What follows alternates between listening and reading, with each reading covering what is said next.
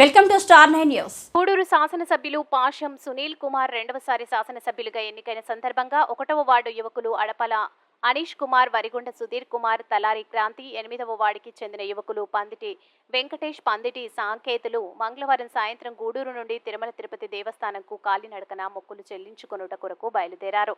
అలాగే పాషం సునీల్ కుమార్ ఎల్లప్పుడూ సంపూర్ణ ఆరోగ్యంతోనూ సుఖ సంతోషాలతోనూ ఉండాలని కోరుకుంటూ మొక్కులు చెల్లించుట కొరకు బయలుదేరి వెళ్లారు. ఈ కార్యక్రమంలో 1వ ward 26 booth incharge Adapala Shivakumar పాల్గొన్నారు.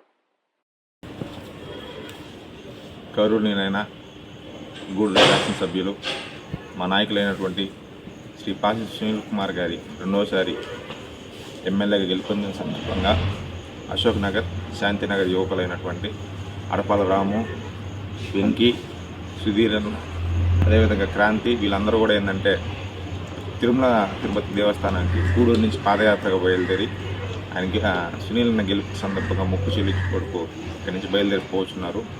ఇదేవిధంగా మా నాయకుడు సునీల్ అన్న